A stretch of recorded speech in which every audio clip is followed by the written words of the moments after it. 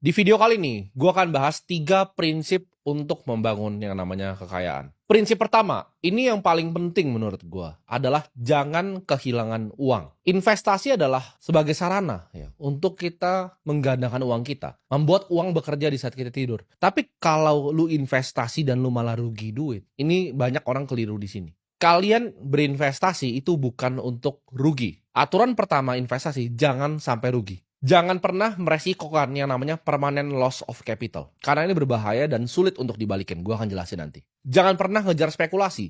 Cuman karena teman bilang, kalian lagi mabok, ada teman cerita, oh ini ada saham A bagus, oh ini ada kripto B bagus, oh ini ada investasi C, ada titip dana di D. Jangan karena tergiur, lu nggak tahu apa yang lu beli, lalu lu mengalami kerugian dalam investasi lu. Jangan pernah tergiur ya dengan cara cepat. Gue kan selalu cerita ya, sebagai manusia itu kalian harus bisa bilang yang namanya enggak ke opportunity, ke orang ngajak ketemu. Investasi pun sama. Gue lebih banyak di hidup gue bilang enggak ke investasi. Misalnya kemarin, ya bahkan pagi ini ada deal yang datang. Teman gue bilang dia banyak opportunity di consumer. Ya nanti gue lihat dulu. Tapi kemungkinan gue akan bilang enggak.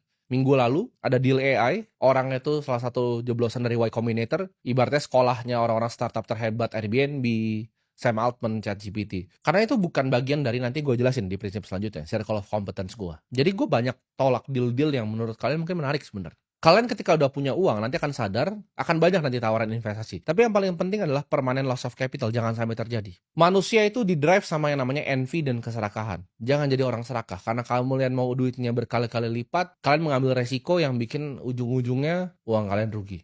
Contoh ya, lu menginvestasi ke hal yang lu gak mengerti. Misalnya 100 juta rupiah. 100 juta rupiah itu hilang 50%. Let's say lu invest di A. A ini dari lu taruh 100 juta jadi 50 juta. Itu turun berapa persentasenya? Kalian bisa hitung dengan cepat, 50%. Tapi untuk balikin A tadi dari 50 juta ini ya ke 100 juta, itu butuh naik 100%.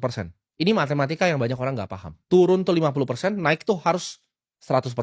Sekarang gue pengen kasih kalian tebak-tebakan sedikit. Kalian tahu gak kalau turunnya 60%? Ya, misalnya jadi 40 juta. Itu harus naik berapa untuk balik lagi? Seperti modal semula. Jawabannya harus naik 150%. Kita ambil yang lebih ekstrim. 100 juta tadi taruh di C. Turunnya 80%, jadi sisa 20 juta. Itu perlu naik 400%, teman-teman. 400% untuk balik ke modal awal.